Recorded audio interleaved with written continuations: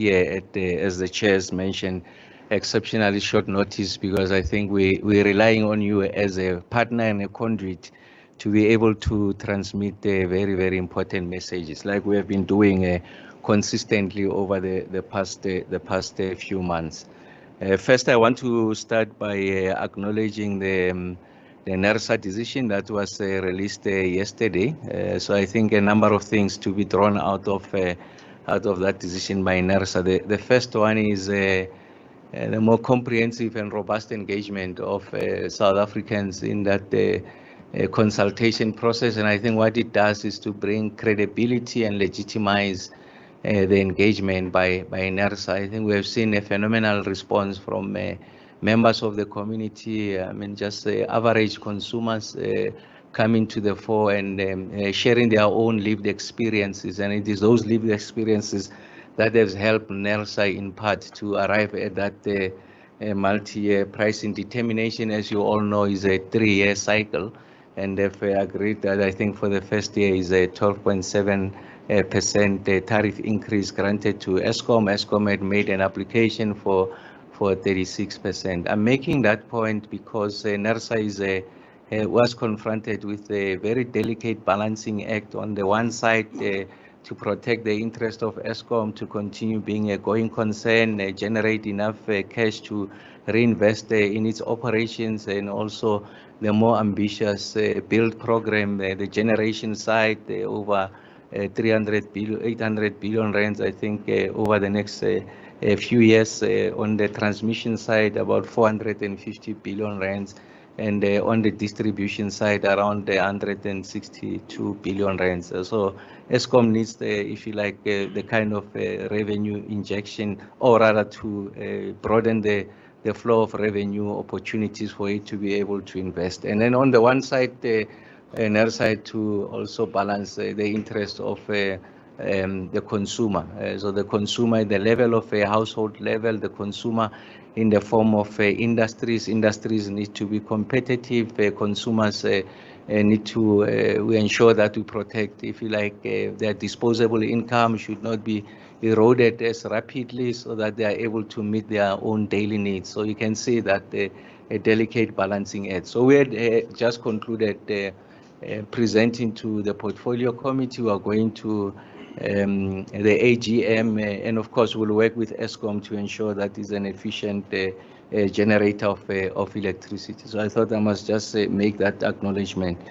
So why are we here? We are here because I did make the point previously that the ministry, and working with the chair of the board, Dr. Mteto, and the CEO of the Eskom, Mr. Marukani, the group CEO, that I think what is going to characterize our engagement with the general public in our course to resolve the load shedding question is to ensure that we are transparent, we are accountable, so we mask no challenges and we don't misrepresent ourselves. And I've made the point that we are within touching distance of the resolution of load shedding. I had made the point that at the point that we have resolved load shedding, I and the chair of the board will address the country and say we have resolved load shedding. And I said that we're on the right track. I mean, if you see the trend line is positive from a point of view of reducing what we call the unplanned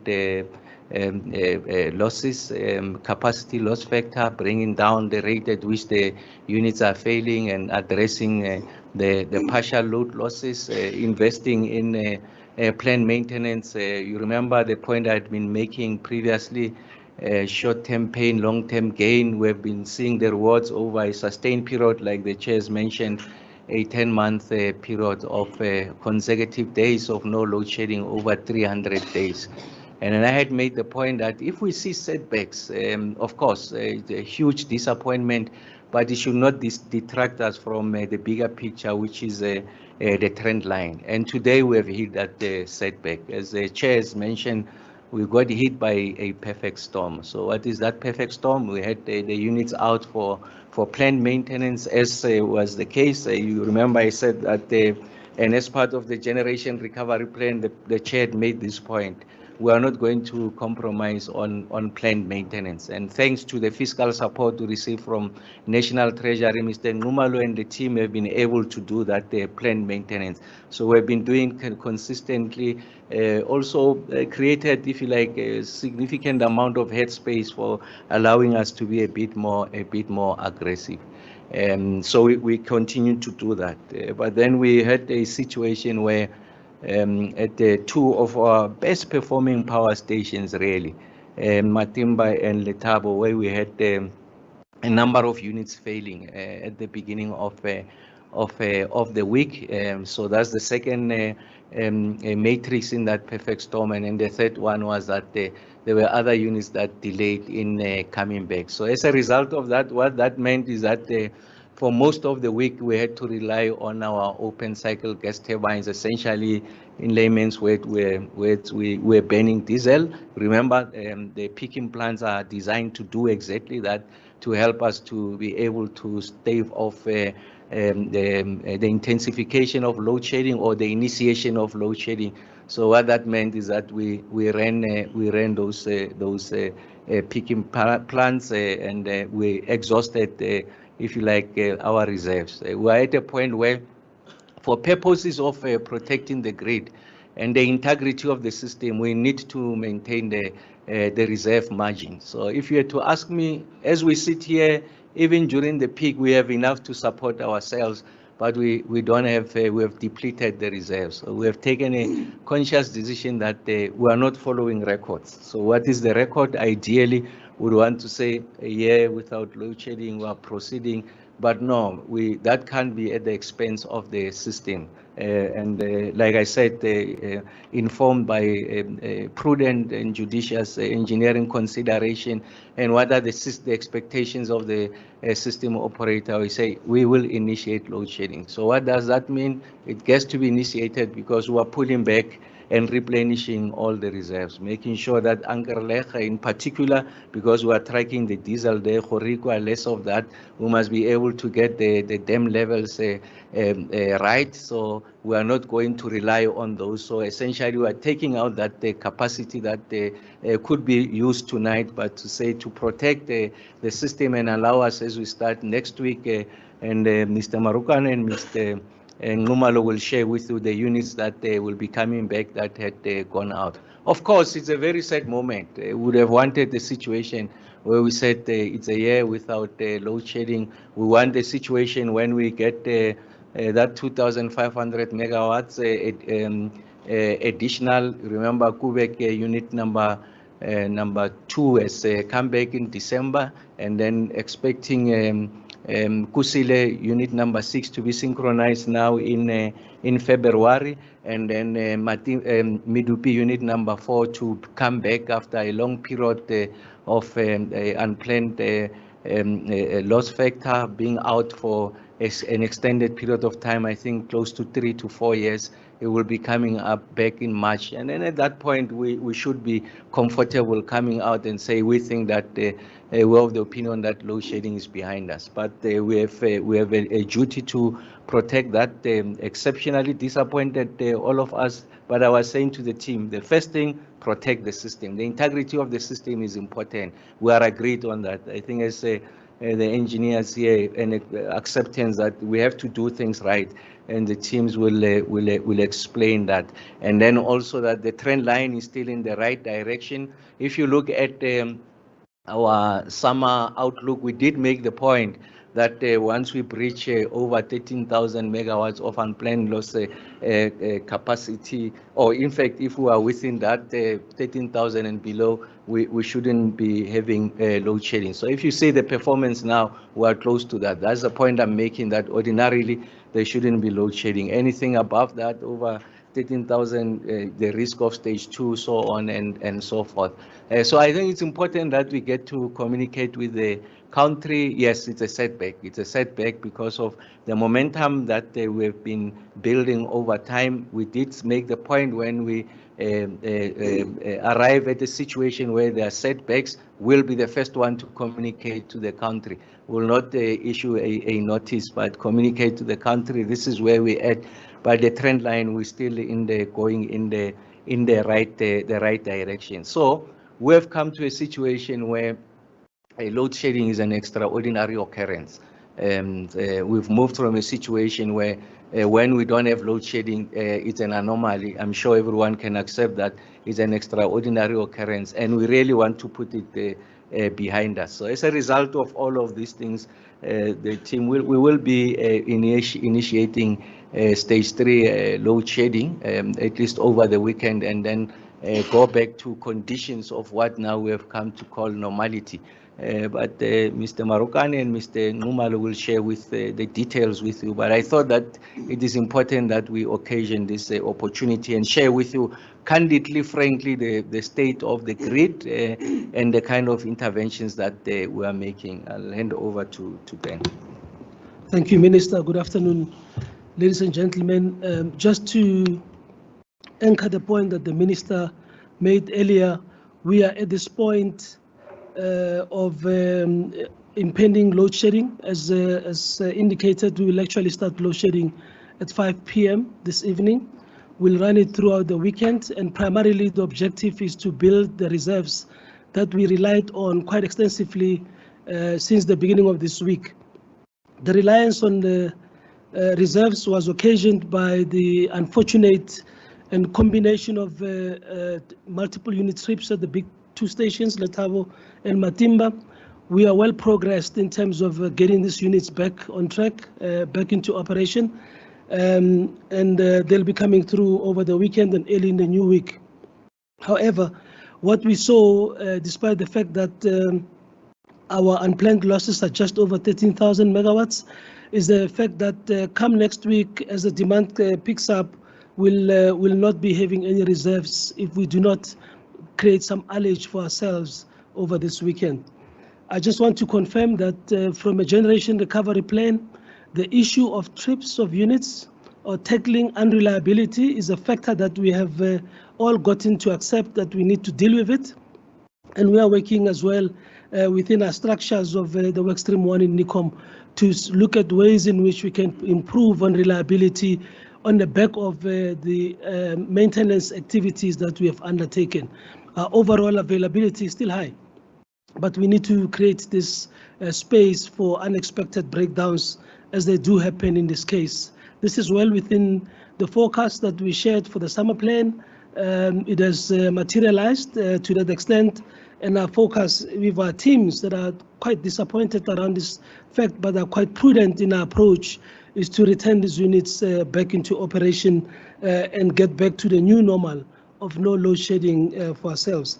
I just want to pause here, Chair, and indicate that our focus is on getting these units and those that are operating in a state that gives us some level of comfort as we have grown accustomed to.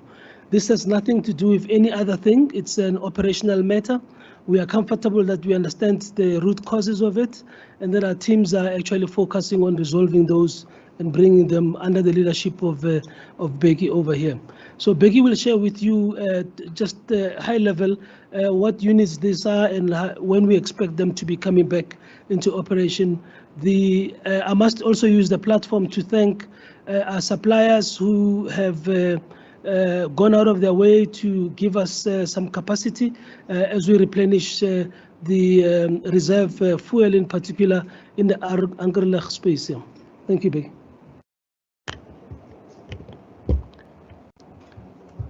Okay, thank you very much, Date Marokane.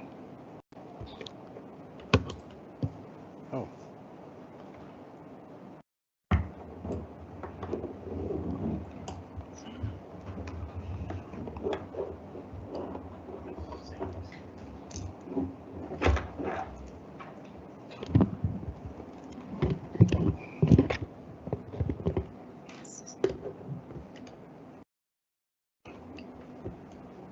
Hey, good afternoon, members of the media and the public.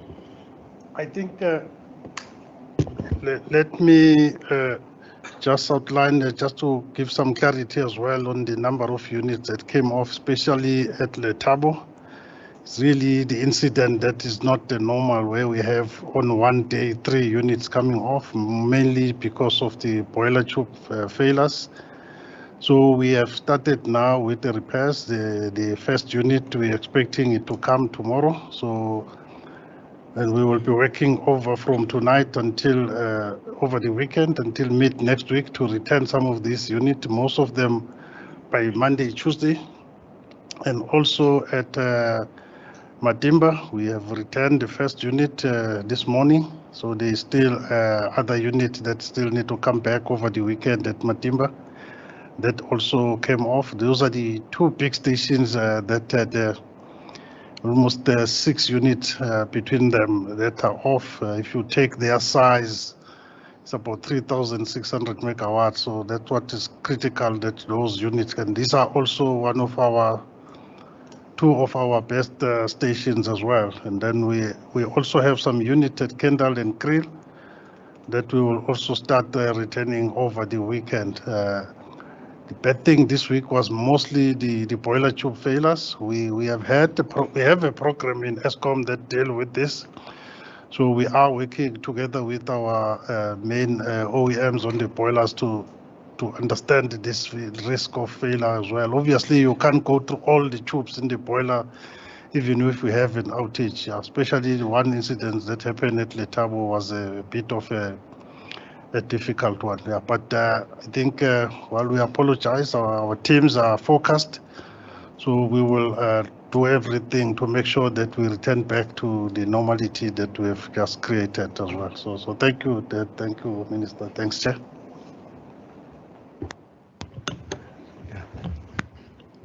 Okay. No, thank you. Now we are going to open the floor for questions. We've got members of the media who have joined us virtually as well. Please post your questions on the chat. We haven't seen any questions as yet. So we'll start with the members of the media in the room. And from there, we will then give an opportunity to those that have connected virtually. Please raise your hand. Before you can ask your question, please just let us know, give us your name and the media house that you are representing. Thank you. Heidi. It's Heidi Jokos from ENCA. I just want clarity. You say it's 6 units between the 2 power stations. Maybe I didn't hear you, but how many units are still off from the 6? And then I just want to get a response perhaps from the Minister. I know that you briefly mentioned it in your statement yesterday, but how much of a setback is it that you didn't get what you asked for from Nersa? Thank you. Any other question in the room? Oh, at the back. Thank you. My name is Salim. I'm from AFP. Just want to ask, I have 2 questions. How reliant is Eskom still on coal power generation? And regarding the JET-P funding, climate funding from Europe and US, how much has Eskom received to date, and what specific projects have been executed? Any other question? It looks like we only have. Maybe I can have the last one. Yes. What infrastructure changes have occurred to stabilize the grid? So that's my last question. Over to you, Chairperson. Okay, I will ask Dan to talk to the setback on the Nersa. Yeah. I didn't want to put Nersa's boxing partner, Caleb, into the ring on this. Chair, the decision by Nersa is different from what we asked for. What we asked for was within the context of creating a sustainable Eskom going forward, understanding that the sustainability is premised on 4 elements. The tariff is just one of them. The debt relief package that we continue to enjoy from National Treasury is the second. The third is the resolution of the municipality debt, which is now staggering towards 100 billion rands. And then the fourth, is a self-help of cost compression within the business. We are now going to integrate the decision from Nersa and look at how it affects our view of sustainability going forward, and will respond accordingly in due course. Chair, we know that this outcome is, as the Minister explained, a consideration of all stakeholders, and we need to be looking at how we navigate our path in the space of a society that's got broad issues that they need to cover themselves. Maybe just to make the point that on this question, as a minister, I'm on both sides. So first is to welcome the decision of Nersa. And as the CEO of Eskom makes the point, I think that Eskom specific considerations that inform the submissions of 36% tariff increase for reasons that in part the Group CEO has mentioned. But on the other hand, is the interest of the consumer, the fact that they are under significant strain, the consumer at the household level, and also of industry.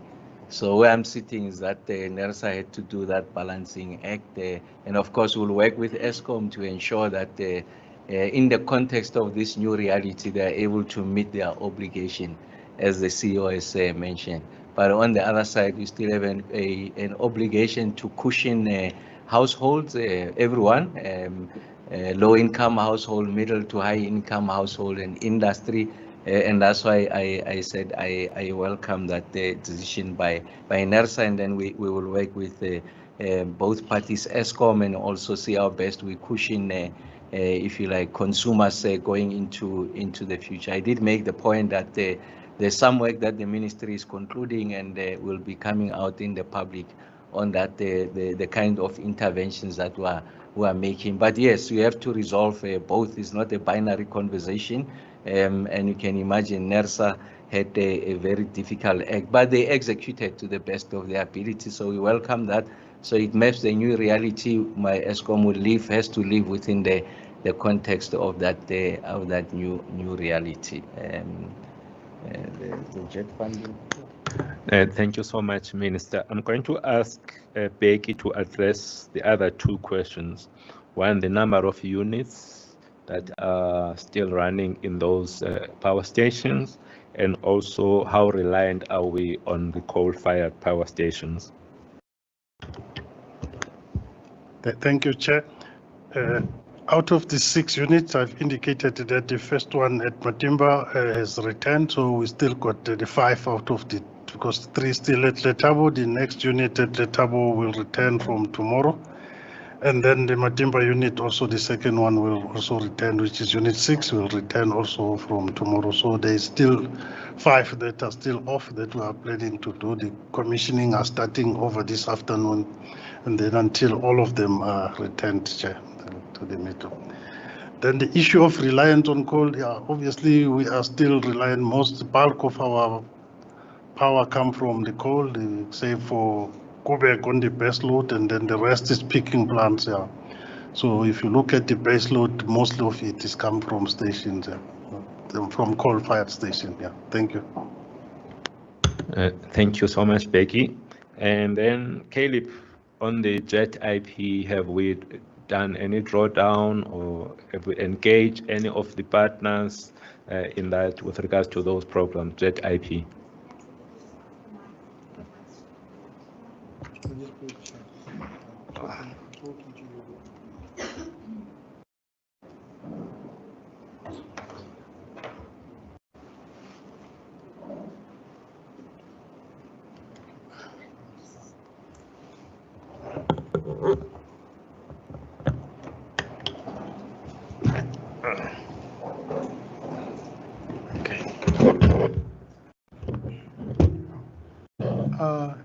Thanks, Chairman. In terms of the debt relief over the next, well, we're currently finishing the second year, we're going into the third year of the debt relief. We would need to get permission from the Minister of Finance to borrow.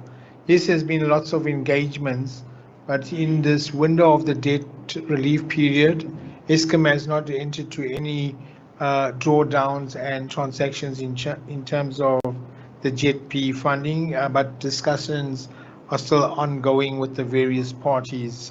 That's where we are at this point in time, Chair. Thank you so much, Caleb. I just want to add a point around the Nersa tariffs and also this point around Jet IP. The first one on the Nersa, we have accepted as Eskom the reality. This is the reality that we've got. We are disappointed, of course, but this is our new reality. Like all businesses, we are business leaders, we're business people. We need to now be able to live within this new reality. So our drive now is we have to continue to be profitable and sustainable within this new reality. That may change some of the actions that we are doing internally in order for us to achieve that objective. So, but internally, the leadership team is clear. The focus now is let's continue to drive this business. As you have seen with regards to the first 6 months of this year, we have been able to be profitable. We need to continue along those lines as we go forward.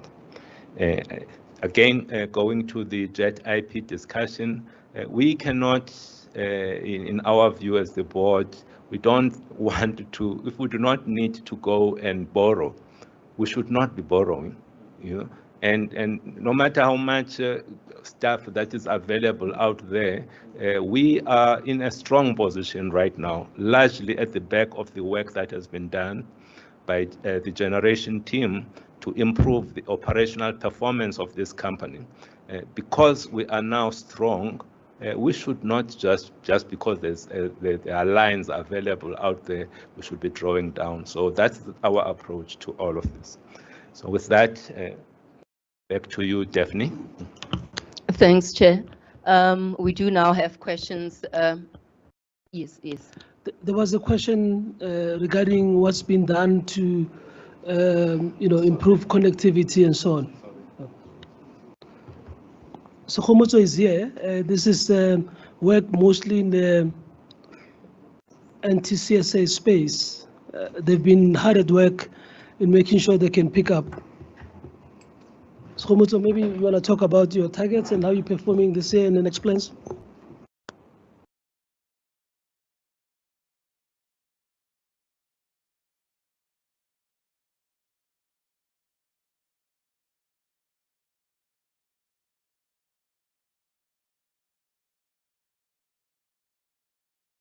Maybe while Mr. Skeppros is still coming to the podium, we can take the questions that are posted virtually. I'm going to hand over to Noma Swazi to just read them out. Thank you. Okay, our first question is from Helmo Prius. He wants to know how much OCGT usage last week.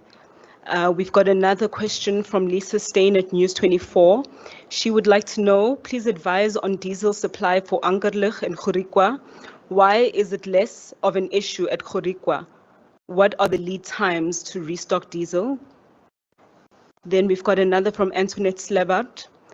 She wants to know, should Eskom not have increased its storage capacity at Ankerlig by now?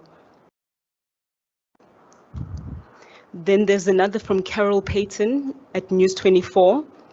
She would like to know, to Mr. Marokane, what will the impact be on the very large cut in allowable operational expenditure made by Nersa? Will you still be able to do maintenance? Then we've got another from Quinton Bronkhorst from Business Tech. He wants to know, stage 3 load shedding will be implemented. Is there still a risk of this escalating to stage 4 or beyond? Paul Burkhardt from Bloomberg News would like to know, you're describing this as an exceptional situation, but doesn't it still mean that the electricity supply again lacks stability? Will you make any changes to the current approach to maintenance? Thanks, Swazi. So we'll start with and at this person, I'll hand over back to you, Chairman. Thank you very much. The question was regarding how we are proceeding with the infrastructure rollout. which is required to connect a lot of new renewable power plants that have been developed across the country. Our target in terms of transmission line kilometers for the current financial year is just around 300 kilometers. That is the target for the year. As at the end of December, we had constructed around 250 kilometers of transmission lines. So we are fairly on track for this year in terms of what we're aiming to achieve.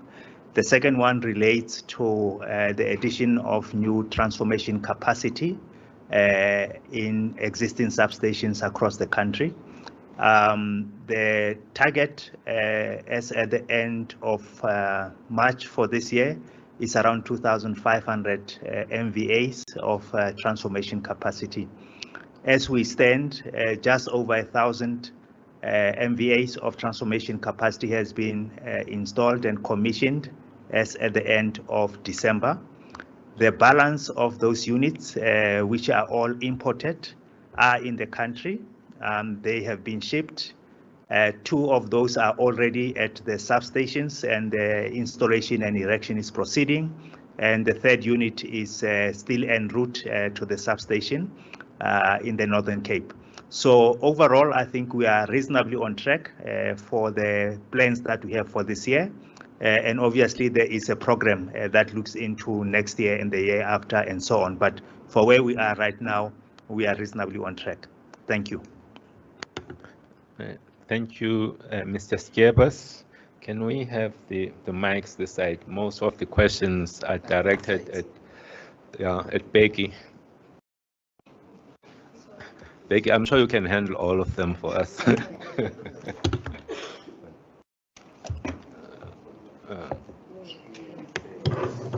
Okay, OCGT usage, Becky.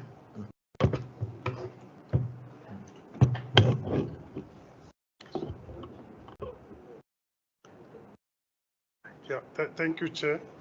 I think in terms of the OCGTs, as we have indicated, that because of the high usage, then which means then we were using, if you take Ankerleg with 9 units, it means then all of them were running, and then they run more, and then also same thing at Horikwa power stations, then it means that we were running all. So it's actually, and then they run more than what you will normally do during the peak hours as well. So that is the situation on them. And then the issue Can we just stay a little bit on the OCG usage? Because we have been reporting back to the country on how we are doing against last year. If you look over the, let's say, the month of January compared to January the previous year, the OCG usage, what was your sense? Yeah, I think in terms of if you compare month on month, we might almost close to be the same as that period, because this January we have used a bit more of the. But overall, in the year to date, we were still better, about 700 million better by last week. So I think, but with this week now, we might have then catch up to the levels where we were last year, Chair. And then the other question was with regard to why is it Ankerleg having an issue, not Horikwa? I think it's a logistic issue. If you GCE did indicate that at Horikwa you've got a pipeline between the plant and or the tanks and the station. So there, because we are pumping, then it's easier to fill up the station. And then also it also talked to the point that was raised to say why we were taking long. So Ankerleg is a bit further from the harbor, and you are also using trucks. You don't have the pipeline. So the logistics, then when you need a turnaround for moving from the harbor to from the port to the stations, it takes a bit longer. That's why Ankerleg will always deplete first than Horikwa as well. So that's what we are working on to try and increase that. Not sure if there's another point that I'm missing. Yeah, there is maintenance philosophy, from Bloomberg, the approach. What's your approach to plant maintenance? Yeah, Our plan is like we are already working for the next year cycle with all the units per stations that need to go to the station. So that has not been affected by this as well. So it is, I think the chair did indicate that it's one area that we said we are not going to cut back as well. You know, even if it's difficult to take, there was a question about go back units coming off as well now because we have to do refueling, but because it's on its maintenance philosophy, it will continue as such. But the other thing, Chair, maybe to add on this, we are not only dealing with the normal maintenance philosophy, we are doing most of our stations, especially the coal fleet, the upgrades on the emissions reduction projects. So it's a combination of that as well. It's not, but we have got already the approval from board for this next year. So all those maintenance plans for it is covered. So we haven't getting a sense like what Chair was saying as well, that we have to live within what is there, but we believe that we will still be able to execute maintenance as planned as well going forward. Yeah, thanks. Okay, the last point around stage 3, we're currently at stage 3, that's what we have announced. What is the risk of that going up? I think for this weekend? I think the risk there will be if we can't able to recover as planned because of other units that might be coming off. But if it's normally, when the unit trips, it doesn't take long normally to return. It's more the issue of if you have got a failure like we had now at Letabo, where you need massive scaffolding to get to the levels where the failure is in the boiler, then it takes a bit longer now, and also with the cooling that is required, taking into account the safety considerations for that. But normally, if you have some setbacks on the trips, it's about 4 or 5 hours, the units are back. So there is a risk if we've got more of those other units then coming off and then minusing whatever we are trying to bring back. But I think from where we are, we think we should be able to sustain it. But yeah, the risk is there if something happen more than what we are planning for. Yeah, thanks. Thank you. The last one, we'll ask GCE to handle this one from Carol. Can we have the mics moving?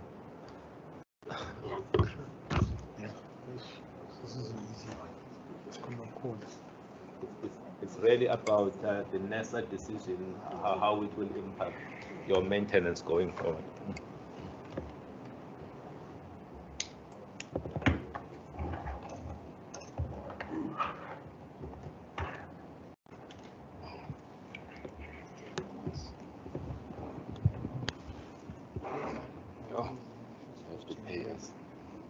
You have to find a much more efficient way of doing this. Yeah. Thank you, Chair. As indicated earlier, the Nersa decision was communicated yesterday. We are busy unpacking the implications across each of the key lines. It will require us to adjust some of our approach. It's pretty too early for me to be quite definitive.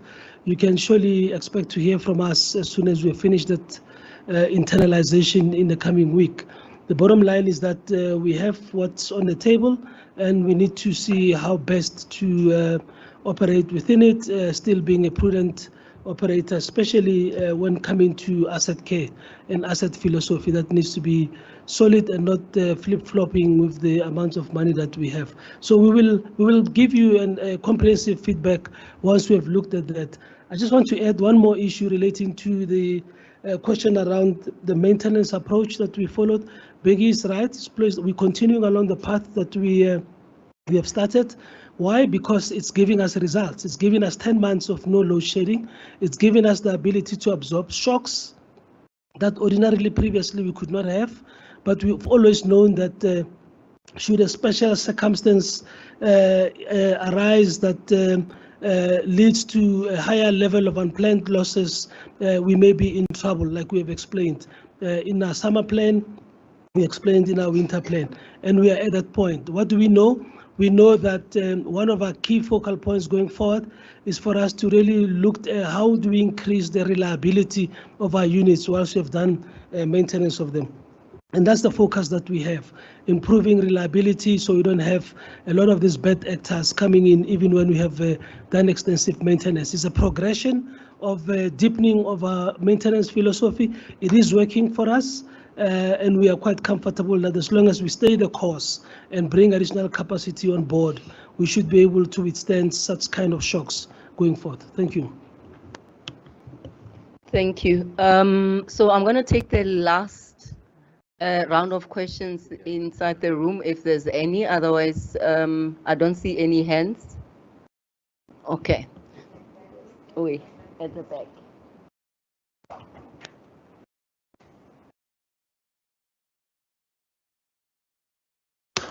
Sorry, what proportion of diesel is being used in the power mix to keep the power going?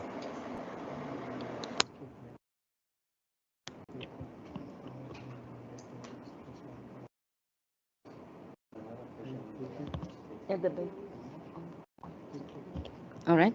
Let's take one on the chat. I think it will be the last one. So yeah, the last round of questions. Otherwise, please send your questions to the media desk if there's any other questions that you still want to ask. Thank you. Okay, the next one is from Terence Creamer at Engineering News. His questions are, given that Eskom received no revenue for the carbon tax, does that mean it has been exempted from the tax? If not, how will the tax be paid? His second question is, what is currently out for planned maintenance and how much is unavailable due to unplanned outages and partial load losses? Antoinette Slabbert would also like to know, how is the work at Kusile 1, 2, and 3 progressing, and when is it due to be completed? Also, what is the expected date to take Kusile Kuberg Unit 1 offline? Then we've got one from Tracy Lynn Reiters from the Weekend August newspaper. She would like to know, can you elaborate on the measures being taken to replenish Eskom's emergency reserves besides its main power stations, and how long this will take? Her second question is, how confident are you that we will see an end to load shedding by March, as mentioned by Minister Ramaphosa, or is this timeline subject to change? And Antoinette just wanted to advise that her question on increased storage capacity at Ankerlig has not been answered. Over to you, Chairman, but since we're having a 3:20, we suppose 3:30 dead stop, I would advise that we just answer critical questions and then the rest we will respond via media desk. Thank you.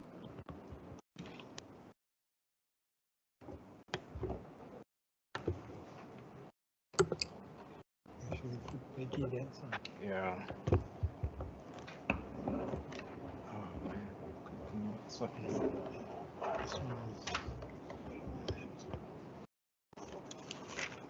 Okay, thank you, Daphne. Maybe let me start with the Ankerlig storage. I think, like I've indicated, the issue at Ankerlig is really not the storage, it's more the logistics to get the fuel into the station. So maybe the other point I must add there is that going forward, the long-term plan for us is to convert that Ankerlig to gas rather than really to try and increase the diesel storage. So apologies that we missed that one.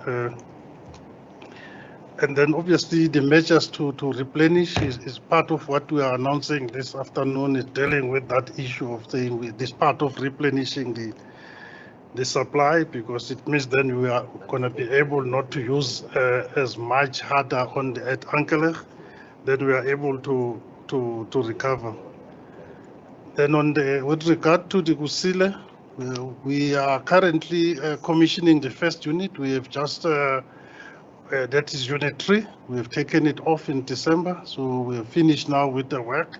So this unit is going to be coming back towards the beginning of this first week of February, and then it will be followed immediately by unit 2, and then by end of March, then we will take off unit 1 as well. So all the Kusile unit now, the program to replenish, to put them back onto the normal operations have started. The first unit is going to be unit 3 that we will be bringing back in a week's time. Then in terms of the breakdown, we're just above 13,000. That's what we have indicated. The plan is just also above 600 megawatts for the station. 6,000. 6,000, yes. Yeah. Do I say 600? They will think that it's only 600.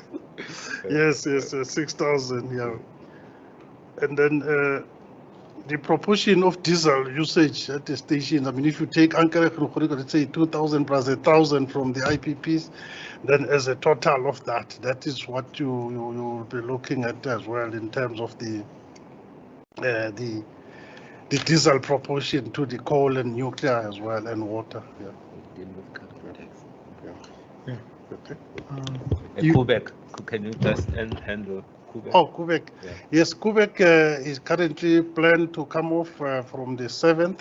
We are already started with a long stretch. We still got fuel in that. But I think the current plan, that weekend of the 7th, that's when the Unit 1 at Quebec will come off.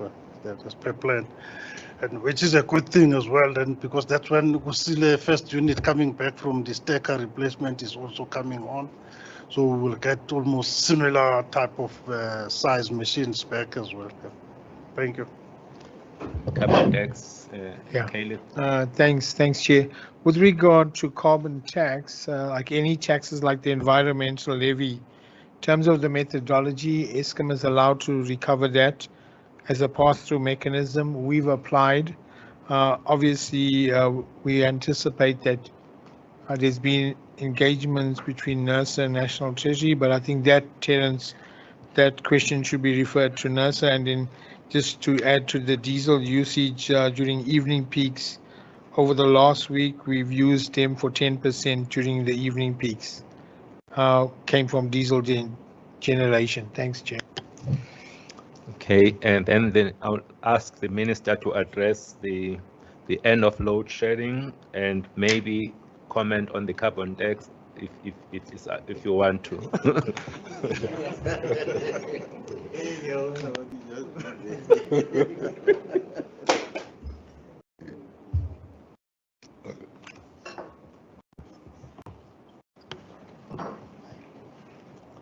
Maybe to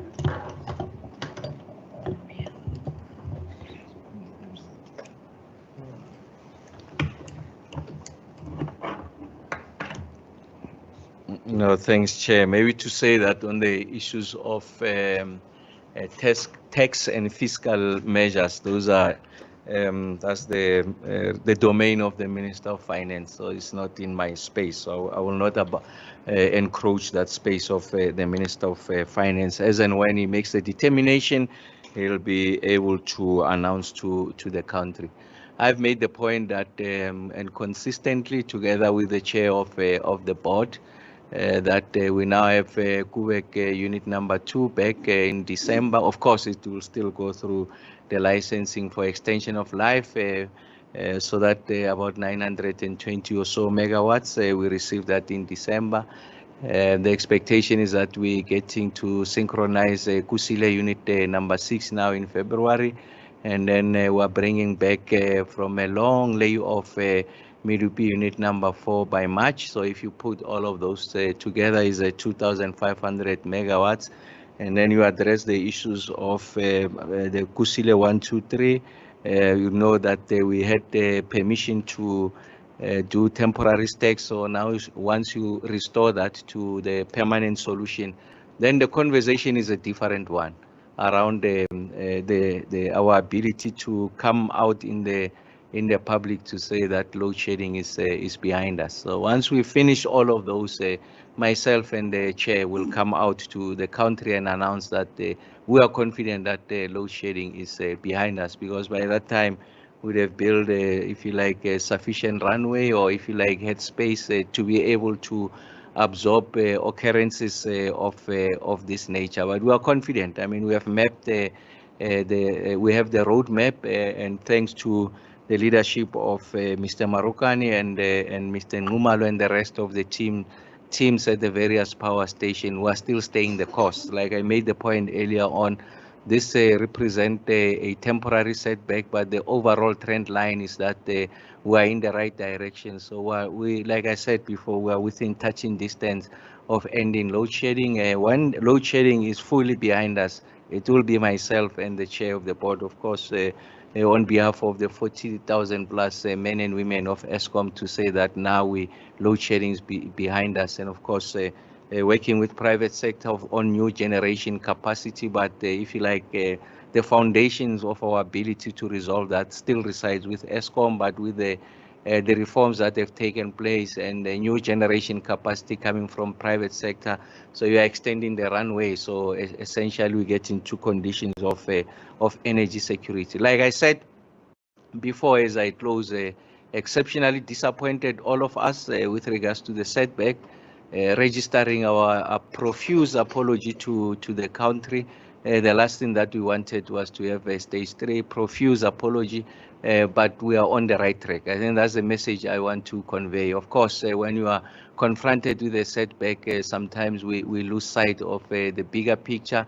We want to get to a situation where we don't count the number of days where we don't have load shedding, because it shouldn't be there in the first place. 10 months of sustained supply, we would have wanted to go to a year, 2, and then forget about it. But we've always known that in the risk matrix, if you look at the summer outlook, all of these things that we have shared with you sitting in the risk matrix. We've done everything possible to avoid the materialization of that risk. It has materialized. This is the response, and as Mr. Nxumalo and the Group CEO are saying, a temporary setback, and we hope that they will restore conditions of normality come Monday of next week. So we remain on course. I think that's the message I want to leave with the country.